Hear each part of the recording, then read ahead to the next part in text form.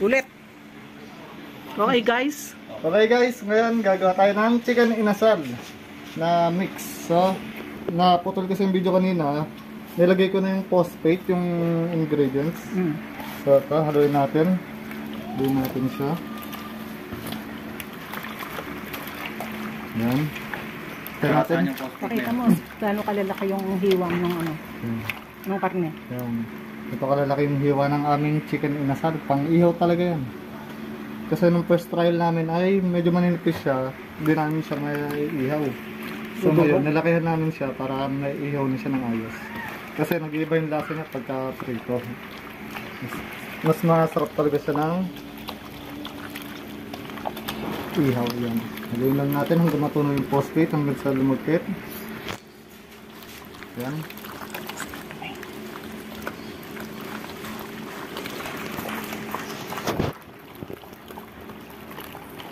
Mix lang tayo ng mix hanggang sa mawala yung kanyang sabaw. Kasi masabaw pa siya. Hanggang lumagkit. Pagka malagkit na siya, pwede na natin sunod yung susunod ingredients. So ngayon mix muna tayo. Gawin natin siya. Ayan.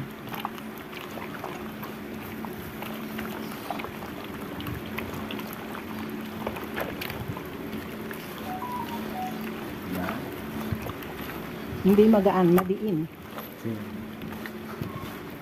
Diinan natin. Diin paikot.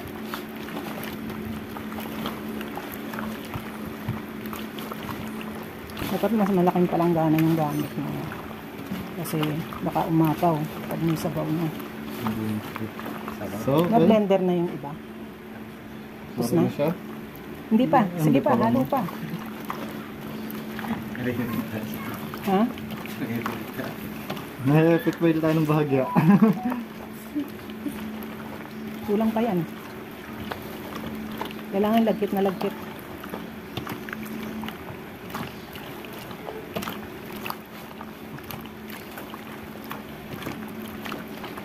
Alam ng guwantes. Alam ng guwantes.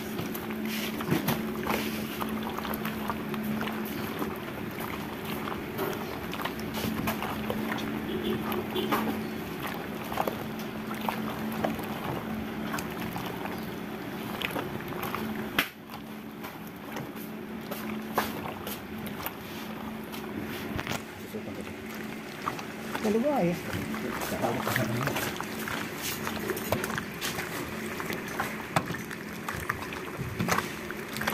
Makakapal yan, kaya dapat matagal ang halo.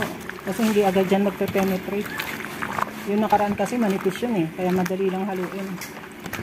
Dapat mas malaki ng konti yung ano, yung palanggana, para maghalo.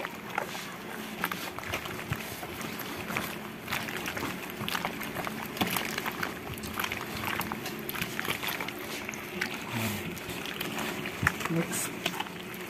Hanggang sa lumagkit. Medyo makakapal daw yung ano, kaya mahirap. Kaya medyo matagal yan kasi ano, makakapal yung hiwa ng karne. Hindi tulad ng nakaraan. Yung nakaraan kasi is manipis. Ngayon kinapalan namin kasi pang ihaw. Gawa nga naglalaglagan sa iyawan. Oo, kasi pag in-slice namin sa slicer, masyadong lumiliit at saka nagkakaroon ng mga bits. So, kailangan makapal yung manual namin in-slice para ano. So, ganyan dapat. Padiin para namamasad siya parang sa massager. Hindi pwedeng hindi madiin kasi hindi magpe-penetrate yung ingredients. Okay, ma'am. Kaya dapat mas malaki yung haluan mo. Kaya ganyan dapat minamassage. Hindi ganun lang. Okay. Kailangan namamassage siyang ganyan.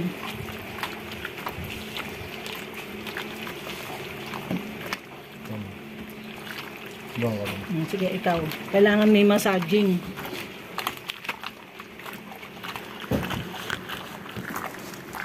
Yan, ganyan. Padiin. Pag marami ng sabaw, saka yung pahalo. Kaya dapat mas malaki yung haluan mo eh. Kasi baka mamaya matapon.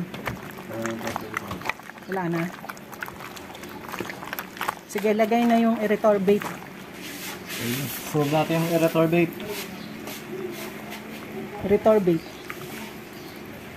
Rotor bait. Yan, lagyan natin. Dapat may lalagyan ka dyan ng ano, mga plastic mo. Yan sa gilid. Hindi pa lagyan mo. Lagyan natin yan. Halo ulit.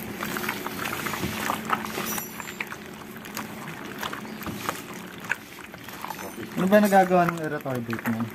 Antioxidant. Accident. Tapos spray. Saka kung may asin, wala. Wala, patis. Tapos, Spray at patis. Paghaluin mo na, pagsabayin na ng lagay. Ikaw na maglagay, Mars. yan, lagyan natin yung patis. Tapos yung Trex powder. Yung pink salt. Ayan, yun yung sinasabi nilang pink salt.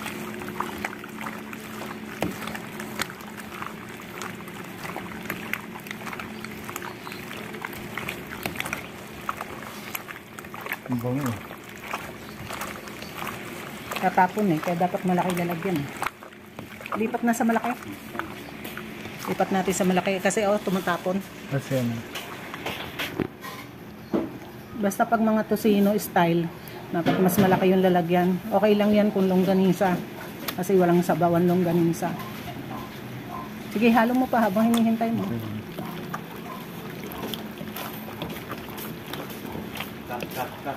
Lipat dito sa mas malaki. Lipat natin sa mas malaking lagayan. Kasi natatapon yun. Salin mo. Salin natin.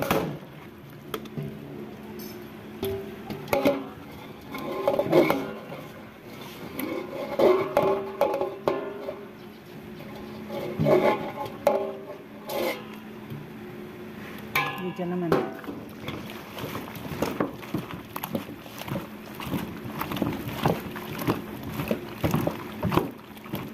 Bango. Yung susunod, Mars.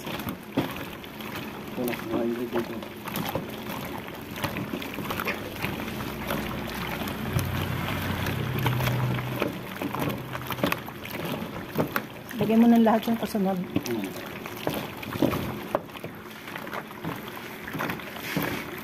Yan, lagyan na natin yung ating special ingredients. Pagsama-samahin na. Sige, halo muna. Wala ko lalagyan mo. Pagsama-samahin na para isang haluan. Isang bagsakan para hindi yung ulit-ulit ng halo.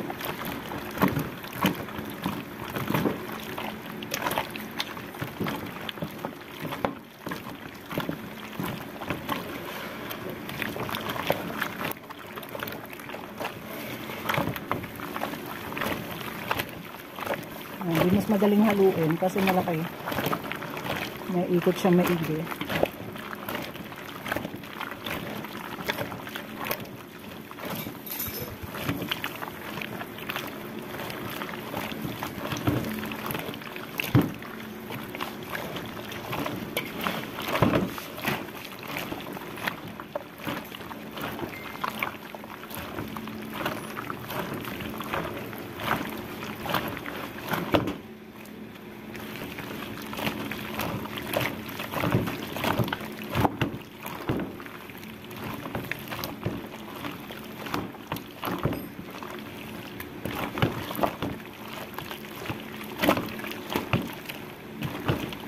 Yan, malapit na, no? Malikit na siya. Sige. Baka ma-overrun tayo mo. Sige lang. Okay lang naman. Oo. Okay lang yan sa mga tosino. Okay lang, kahit ma-overrun siya. Wala naman dyang fat na magse-separate eh. Sa bagay. Hindi ka pares pag mga emulsion type, magse-separate yung fat, magse-separate yung water. Sa mga tosino, hindi naman. Pero dapat malamig pa rin. Lagay na yung iba pang ingredients. Yan. Sabihin natin special So, ingredients. mixture na yan. Mixture siya ng lahat ng ingredients. Dapat pala, inunti-unti natin Baka matagal matuyo. Tagal na yun. Kasi binigla. Dapat unti-unti, mga 2 lagay o 3. Yan mo. Wala ka scraper. Sairin mo na lang. Yan. Tapos patutuyuin na lang yan. Yan. Papapayin na natin. Yung isang massage nang gagawin natin sa kanyang kasalit. Papatuyin na lang natin yung sabaw niya. Ayan, talo na. Paikot na siya. Yan, tapos niyan yung overnight yan. Itatago sa ref para i-overnight curing. Sa chiller lang nun. Oo. Yan, ang bango niyan. Sige, halo. Halo! Halo! So guys, ito, panalo to. Lasa talaga siyang Chicken inasal. chicken inasal talaga. Talagang talangod alaman. Yan, chicken inasal talaga yan. Ang bango-bango. Hindi rin sir. Hindi, ano yun? Yung galing sa namin. Alas naman. Yan, hanggang sa matuyo. Tapos, itatago na yan sa ref overnight. Hindi natin siya tigilang kakamix hanggat hindi siya natutuyo. Kailangan matuyo siya. Kahit nalay na kayo, hindi nyo titigilan to. Tumalaban lasa. Yan, clockwise and counterclockwise ang halo. Next to the left and to the right. Susunod, pag lumakas na kami, meron na kaming mixer. Sa ngayon kasi, manual pa lang kami. Pero okay lang. Baka lumaki na yung biceps sa tricep namin dito. Ano to eh, ilan tayo dito?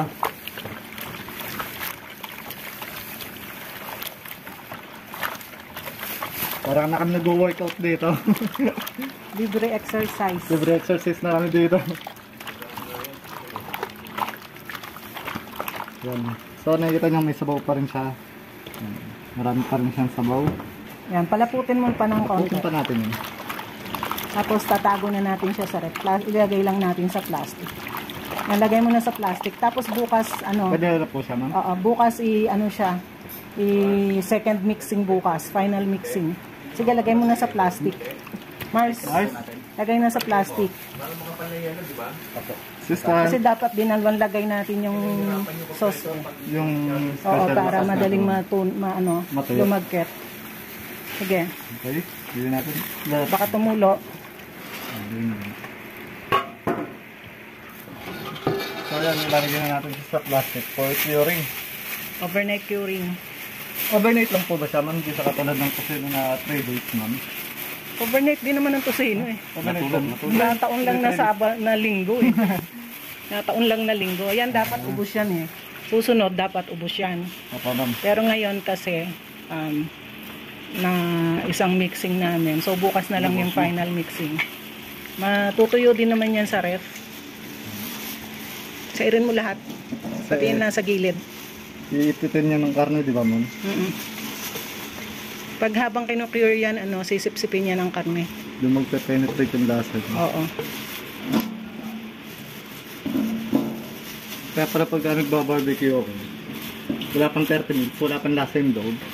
Siyempre, kailangan i-overnight mo siya. Overnight talaga, para tumagal. Yan, tama.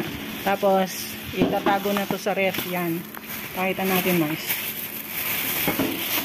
Yan. Tatago natin sa ref yan. Sige, buhol mo na. Tapos bukas titikman namin, kakainin na namin. Tapos bukas, magmumukbang na naman kami. Mukbang malala. Isang buhol lang kasi baka tumulo. Yung isang buhol lang. Yung ano lang, Hindi, yung palibutso. yung buhol na hindi ganyan. Yung ganyan lang. Oo, baka tumulo eh. Yan. Pag masyadong higpitan. Yan, tatago na yan sa ref. Yun. Naka-complete PPE tayo ngayong araw. Dito tayo. Yan, tatago na yan sa ref. Gloves, hairnet, apron, nakabota pa.